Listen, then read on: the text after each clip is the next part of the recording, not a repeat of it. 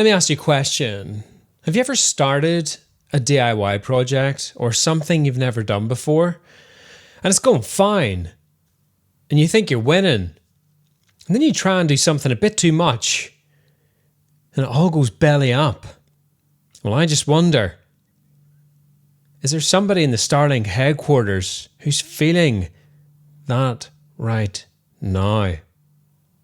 Roll the intro.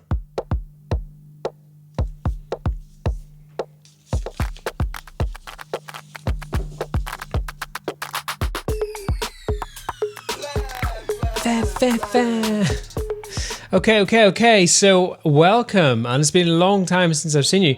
A few weeks actually. I was hoping to bring you some really good news. And well, hello first of all from myself and Des. Des is still here, unplugged, and original Starlink router, original firmware, possibly. Don't know. We plugged him in once ages ago, updated him. I don't know whether he actually did update, so he could well be the original Starlink router. I have been off for a while, a couple of weeks, and I was hoping to come on and share some amazing news, some really exciting stuff, and things were going well. You know, Starlink was stable and there wasn't really much to talk about. And then all of a sudden there was loads to talk about. But before we go on to the important points, by popular demand, here is a sheep. And he's having his favourite food, which is a jelly baby. And watching him eat this jelly baby is somewhat entertaining. No. We do not have any. So on to the more serious stuff. And I do apologise if you have missed my ugly mug. I have missed doing these videos. Time, life, everything caught up with me.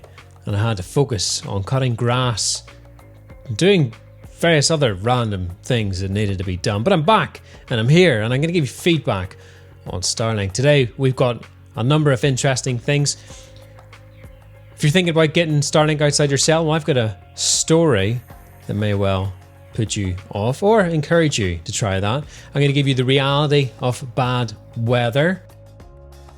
Also, really importantly, we're going to touch on gaming, teams, stability, and that's a very contentious issue right now. In fact, today it remains a contentious issue. And shortly after the last firmware, which ties into what I was talking about a second ago, Starlink sent a formal message out, I guess as part of them reaching out to the community and sharing some stuff. And I'll go through that email. If you're not a Starlink customer, you'll see the kind of service that you do get. And then finally, I'll go through the feedback that Jason and Aaron got from their last chat. However, that did predate the email that Starlink sent out. A bit of a surprise, that one. So we're going to jump into the first story, which is Ryan Kerr. This is a friend that I've picked up on. Didn't pick him up. That sounds really weird. Yeah, I'm not that type of guy. So a friend who I'm associated with via the Starlink group on Facebook. And he ran this little experiment. Now, he was so desperate to get Starlink. He lives in a farm and it's beautiful. And this is what it looks like. And he's been kind enough to send some drone footage and various other things. And he's in a rural area. So connectivity is an issue for him, and getting fiber is also a problem. And this is what he said. Okay, so got Dishy today, 9.5 miles outside, an active cell, and he's attached that nice little picture. Connection said poor at all times. I'm south of the active cell I registered with. I changed position of the dish a few times in an attempt to get better speeds and signal. Dish was in the garden and not mounted on the roof. Best speed was 198 down, which is it's good. Worst was 11, so therefore you can see the discrepancy and the difference whenever you are outside a cell or you have it on the ground. Clear sky. No obstructions, lost connection many times, tried to play Black Ops, and it's pretty much crappy.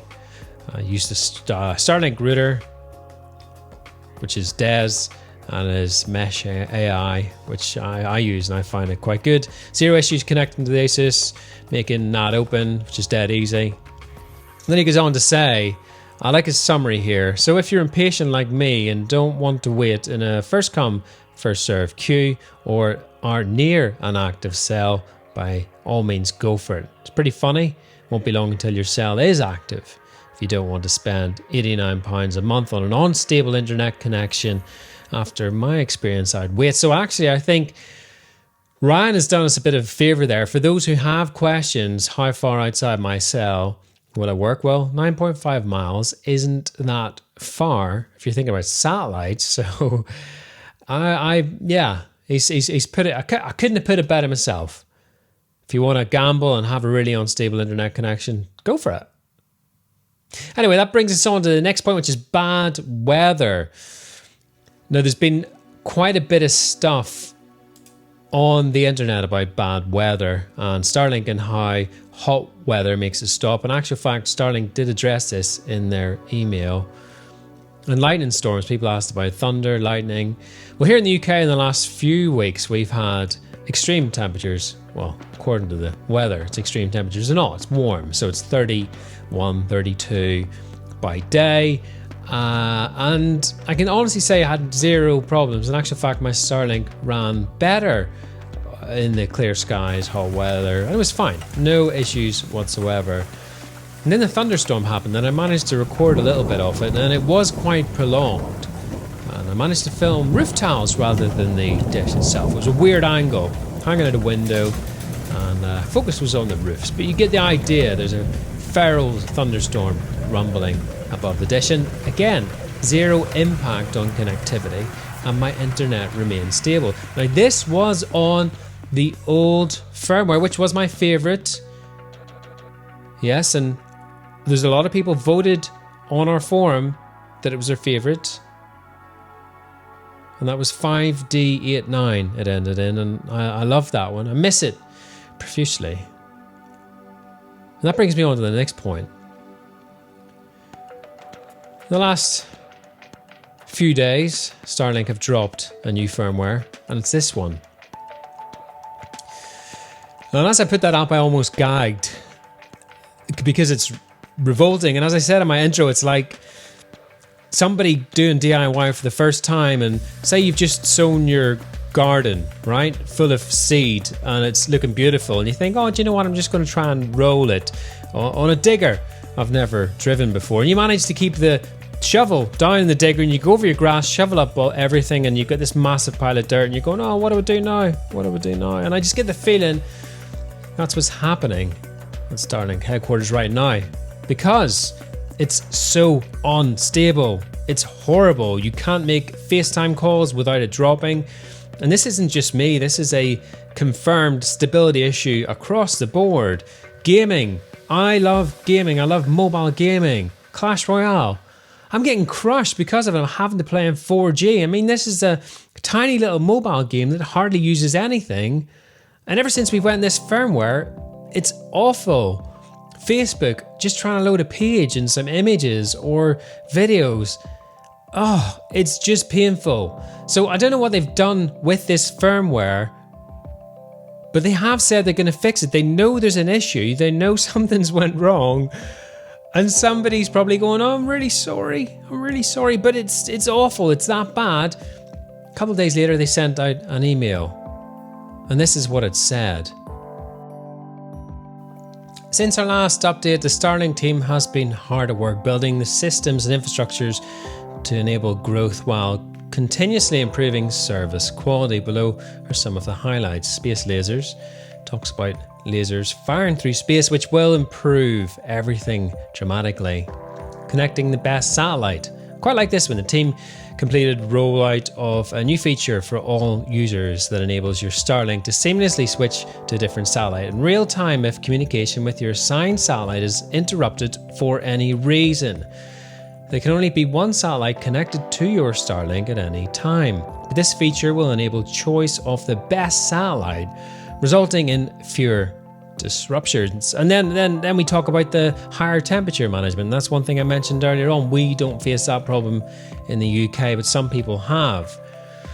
Then we talk about Starlink app upgrades. The Starlink team recently rolled out several improvements that enables users to do the following from the app. So you've got 3 little choices there: make, network name, change passwords, enable WAP3 security, implement, and separate control of 2.4 and 5 gigahertz. Then it hints towards global rollout towards the end of the message, saying they've received deposits from everywhere, which will hopefully mean a better investment. They don't mention the crappy firmware that we're currently on. So I decided I was going to send Starlink a message via their support. And of course, my messages are straight to the point. So I said, please put me on the new firmware. This one is ass. And a throwy up face. And I totally appreciate the response because it's generic. I thought they might have had a sense of humor, but they don't. So this is a message I received from Kelvin at 1:06 a.m. Hello Gareth, thank you for reaching out. We truly apologise for the service disruption while we work to get you connected again. First, can you check your cables to ensure there are no damage? Next, can you power cycle the dish and router for 20 minutes by unplugging the PSU from the outlet.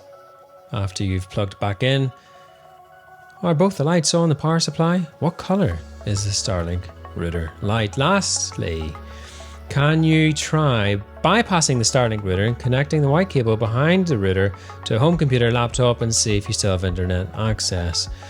Apologise, blah blah blah blah, bit about the beta.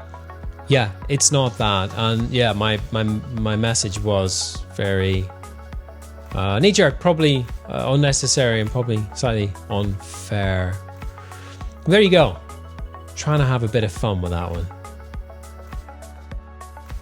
And then lastly, if you've made it this far, yes, Jason Aaron speak to a representative from Starlink every few weeks. And this is the feedback that they gave. And this was pre the new firmware. This was pre the email from Starlink.